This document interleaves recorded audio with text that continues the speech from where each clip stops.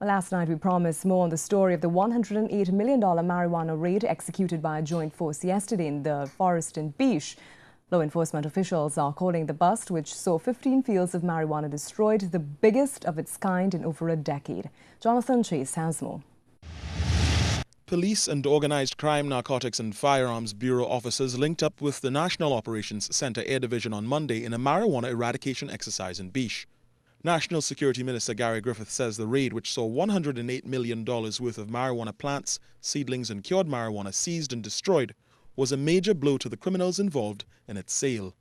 When they've been hit hard, and they will continue to get hit hard, because as I said, my intention is to destroy their trade, to destroy their practice here in Trinidad and Tobago.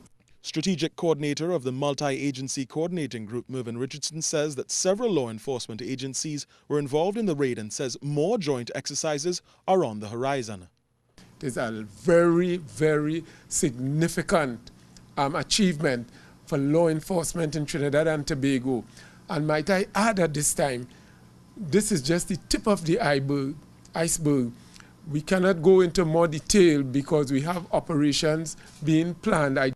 Although the seizure of such a large quantity of drugs is being treated as a win for law enforcement agencies, Minister Griffith says the work cannot stop with finding drugs. Drug lords must be targeted.